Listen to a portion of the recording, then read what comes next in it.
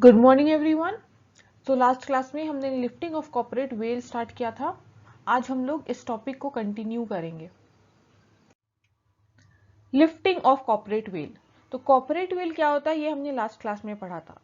Corporate veil corporate पर्दा होता है। वेल का मतलब पर्दा होता है जो रहता है between the company and members. मतलब ये पर्दा कंपनी और मेंबर्स को एक दूसरे से सेपरेट करता है। कंपनी का अपना लाइबिलिटीज होता है, वो कुछ भी ट्रांजैक्शंस करता है, कुछ भी कॉन्ट्रैक्ट्स में एंटर करता है, कंपनी अपने नाम पे करता है। मेंबर्स उस काम के लिए लायबल नहीं रहते हैं। मेंबर्स का लाइबिलिटीज जो है वो लिमिटेड रहता है, ये हमें पता है। तो ये एक वेल है, पर्दा है जो कंपनी को अलग करता है फ्रॉम इट्स मेंबर्स। और company has a separate legal entity. Company का इंडिपेंडेंट लीगल एंटिटी होता है फ्रॉम इट्स शेयर होल्डर्स। तो यही है कॉर्पोरेट वेल का कॉन्सेप्ट। अब लिफ्टिंग ऑफ कॉर्पोरेट वेल क्या होता है? जैसे कहा जा रहा है लिफ्टिंग ऑफ कॉर्पोरेट वेल, मतलब ये जो कॉर्पोरेट पर्दा है, जो आर्टिफिशियल पर्दा है जो कंपनी को अलग करता है उसके मेंबर्स से, वो पर्दा को उठाना, लिफ्ट करना, हटा देना, वो होता है लिफ्टिंग ऑफ कॉर्पोरेट वेल, या फिर कह सकते हैं पियर्सिंग द कॉर्पोरेट वेल। तो ये कब किया जाता है और क्यों किया जाता है? जब कंपनी के जो मेंबर्स है उन लोग इस कॉर्पोरेट वेल का मिसयूज करते हैं, फायदा उठाते हैं इस चीज का। मतलब उन्हें पता है कि उन लोग लायबल नहीं रहेंगे, उन लोग कंपनी से अलग है, तो इस चीज का उन लोग फायदा उठाते हैं और कॉर्पोरेट पर्सनालिटी को मिसयूज करते हैं, फ्रॉड करते हैं। कॉर्पोरेट पर्सनालिटी को लीगल पर्पस के लिए ही यूज करना है, लेकिन अगर उसका मिसयूज होता है, अगर जो मेंबर्स है उसके वो मिसयूज करते हैं इस चीज को, और ये कंपनी के ये जो पर्दा है उसके पीछे रहकर उन लोग कुछ फ्रॉड करते हैं, कुछ स्कैम करते हैं, तो कोर्ट क्या करता है? कोर्ट लिफ्ट करता है इस कॉर्पोरेट वेल को, ये देखने के लिए कि कंपनी के पीछे, कंपनी का जो वेल है जो डिवाइड करता है कंपनी एंड मेंबर्स को, इस पर्दे के पीछे मेंबर्स क्या कर रहे हैं और उनका क्या एक्ट है और कौन कर रहा है, ये जानने के लिए जो कोर्ट है वो लिफ्ट करता है कॉर्पोरेट वेल। और यहाँ पे हो जाता है acts of company is equal to acts of members. अब कॉर्पोरेट वेल लिफ्ट कर दिया, मतलब ये फैक्ट को इग्नोर कर दिया कि कंपनी का सेपरेट लीगल एंटिटी है। मतलब अब उसके जो मेंबर्स है उन लोग का एक्शंस को भी पकड़ा जा सकता है, उसको उन लोग को भी लायबल किया जा सकता है through this lifting of corporate well. तो यही है लिफ्टिंग ऑफ कॉर्पोरेट वेल, इसको हम लोग पढ़ते हैं यहाँ पे। There are certain cases or circumstances when the corporate veil has been lifted. कुछ कुछ केसेस है, कुछ कुछ circumstances या फिर situations है जहां पे corporate veil जो है उसको lift किया जाता है.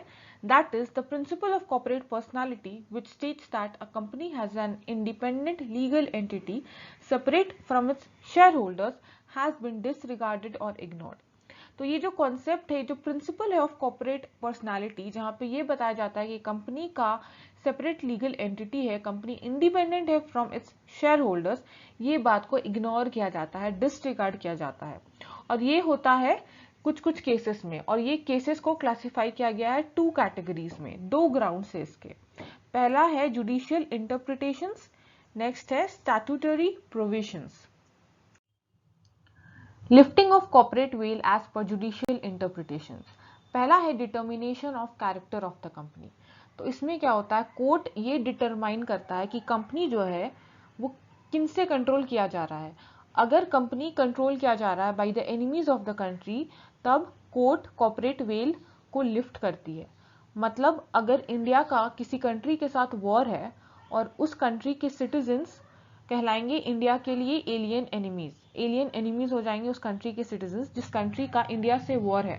तो अगर एनिमीज उस कंपनी को कंट्रोल या ओन कर रही है तो कोर्ट कॉर्पोरेट वेल को लिफ्ट करेगा। इसको हम लोग समझेंगे एक केस लॉ से, जो कि है Daimler company limited versus continental tyre and rubber company limited. इसमें क्या होता है, इसमें जर्मनी की एक कंपनी रहती है जो क्या करती है, tyre and rubber manufacture, tyre and rubber manufacturing. बाद में ये जर्मनी की कंपनी रहती है, ठीक है, जर्मन कंपनी रहता है। फिर बाद में ये कंपनी जो है वो इंग्लैंड में एक कंपनी को इनकॉर्पोरेट करती है, इंग्लैंड में एक कंपनी इनकॉर्पोरेट करती है जिसका नाम रहता है डैमलर कंपनी लिमिटेड। और इसका क्या काम रहता है, इस जर्मन कंपनी का टायर एंड रबर मैन्युफैक्चरिंग जो कर रहा था, ये कंपनी क्या करता, अपना प्रोडक्ट्स बेचता था इस कंपनी को, डैमलर कंपनी लिमिटेड को, जो कि था इंग्लैंड में। और इस कंपनी का मेजॉरिटी शेयर होल्डर्स थे जर्मन सिटीजन्स। ठीक है, अब क्या करता था इसी सिलसिले में, ये इंग्लैंड में जो कंपनी था डैमलर कंपनी लिमिटेड, वो ट्रांजैक्शंस करता था विथ अनदर इंग्लैंड कंपनी जो था continental tyre and rubber company limited. तो इसके साथ ट्रांजैक्शंस करता था। तो अब क्या हुआ, वर्ल्ड वॉर 1 हो गया, जहां पे इंग्लैंड और जर्मनी दोनों एक दूसरे के लिए एनिमीज हो गए। अब ये ऑलरेडी ट्रांजैक्शंस हो चुका था continental tyre and rubber company limited का डैमलर कंपनी लिमिटेड से। अब डैमलर कंपनी लिमिटेड जो है वो अपना पेमेंट डिमांड कर रही थी इंग्लैंड कंपनी से। तो इंग्लैंड के जो कंपनी है उसका ये कहना था कि हम लोग पेमेंट नहीं करेंगे। क्यों नहीं करेंगे, क्योंकि डैमलर कंपनी के जो सिटीजन्स है, जो शेयर होल्डर्स है, वो मैक्सिमम जर्मन सिटीजन्स है, और इसका ट्रांजैक्शंस भी जो होता है वो जर्मनी से रिलेटेड रहता है सारा ट्रांजैक्शंस। क्योंकि यहाँ पे जो जर्मनी का जो कंपनी है टायर एंड मैन्युफैक्चरिंग, वो जो है वो कंपनी अपना प्रोडक्ट्स सेल करती थी इंग्लैंड में जो कंपनी इनकॉर्पोरेटेड है, जो कि था डैमलर कंपनी लिमिटेड। तो यहाँ पे क्या ये लोग कहने लगे कि हम ये पैसा या पेमेंट नहीं करेंगे टू दिस कंपनी, क्योंकि अगर हम करेंगे तो इसका अल्टीमेट फायदा होगा टू द जर्मन सिटीजन्स, क्योंकि शेयर होल्डर्स है जर्मनी के। तो ये केस जब कोर्ट के पास गया तो कोर्ट भी यही कहा कि अगर ये कंपनी जो इंग्लैंड कंपनी है, इंग्लैंड की ही कंपनी है ये continental tyre and rubber company, अगर वो पैसा देगी डैमलर को तो ये कंपनी में तो फायदा होगा शेयर होल्डर्स का, जो कि है जर्मन सिटीजन्स। तो यहाँ पे जो कॉर्पोरेट वेल का लिफ्ट करने का कॉन्सेप्ट आता है, यहाँ पे कॉर्पोरेट वेल को लिफ्ट किया जाता है और ये माना जाता है कि अगर शेयर होल्डर्स, अगर इस कंपनी को पेमेंट किया जाएगा मतलब शेयर होल्डर्स का फायदा होगा, जो थे जर्मन सिटीजन्स, और ये कंपनी भी देखा जाए तो जर्मनी की थी। ठीक है, तो इसीलिए और ये एक ऑफेंस है, अगर आप एलियन एनिमीज के लिए कुछ कर रहे हैं तो इट इज एन ऑफेंस। तो यहीं पे जो क्या होता है, जो कॉर्पोरेट वेल है वो लिफ्ट किया जाता है, because it is against public policy and it is against the national interest.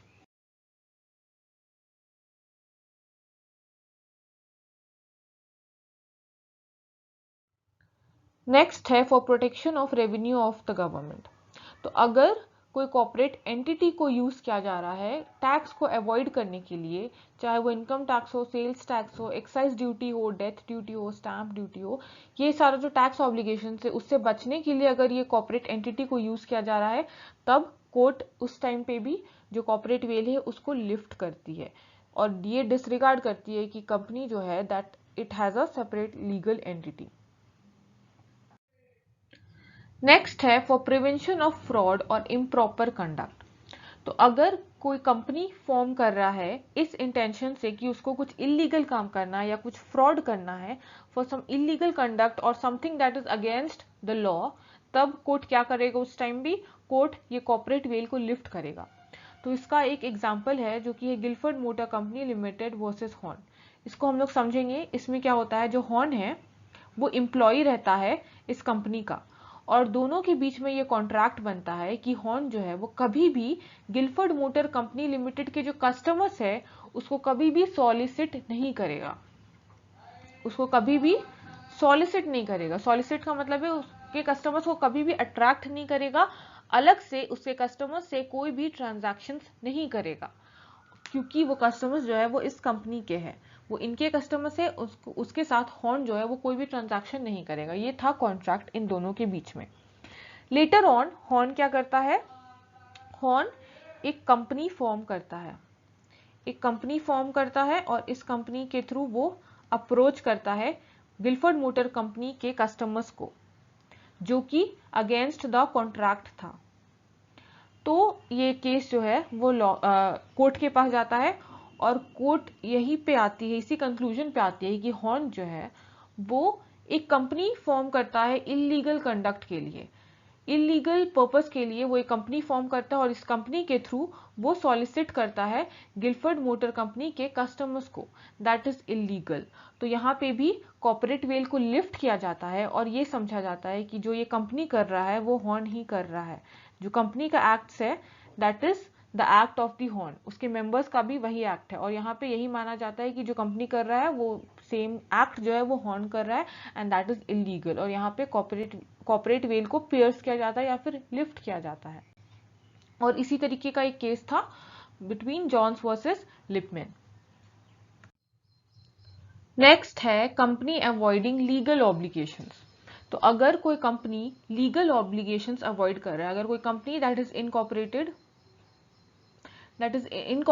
And it is being made to avoid legal obligations, मतलब जो लीगल ऑब्लिगेशंस है उसको अवॉइड कर रहा है, लॉ को अवॉइड कर रहा है, कुछ ऐसा काम कर रहा है जो लॉ के अगेंस्ट है, या फिर जैसे टैक्स को अवॉइड कर रहा है जो कि एक लीगल ऑब्लिगेशन है, जो लीगल ड्यूटी है कोई भी कंपनी का, अगर उसको अवॉइड कर रहा है कोई भी इनकॉर्पोरेटेड कंपनी, तब भी कोर्ट क्या है, ये लीगल पर्सनालिटी को डिसरिगार्ड करेगी of the company and proceed on the assumption as no company existed, और ये एज्यूम करेगी कंपनी एग्जिस्ट नहीं करता है एंड ये कॉर्पोरेट वेल को लिफ्ट करेगी। नेक्स्ट है company acting as an agent और trustee of the shareholders. तो अगर कंपनी के जो शेयर होल्डर्स है उन लोग कुछ एक्ट कर रहे हैं, कुछ काम कर रहे हैं और कंपनी जो है वो एक्ट कर रहा है एज एन एजेंट, मतलब कंपनी एजेंट है उनके शेयर होल्डर्स का, मतलब सारा काम शेयर होल्डर्स कर रहे हैं and share holders will be liable for the acts of the company. तो इस केस में भी होता है लिफ्टिंग ऑफ कॉर्पोरेट वेल, मतलब जो शेयर होल्डर्स कुछ भी एक्ट कर रहे हैं, कुछ भी एक्शन कर रहे हैं, कुछ भी ट्रांजैक्शन कर रहे हैं, वो बेसिकली कंपनी कर रहा है, क्योंकि कंपनी जो है company is acting as an agent. तो इसमें भी शेयर होल्डर्स का जो भी एक्ट है that is equal to the act of the company, और यहाँ पे भी लिफ्टिंग ऑफ कॉर्पोरेट वेल होता है। सो आज के लिए इतना ही था regarding lifting of corporate veil as per judicial interpretations. Next class में हम लोग कंटिन्यू करेंगे इस टॉपिक को एंड हम लोग देखेंगे lifting of corporate veil as per statutory provisions. So thank you everyone.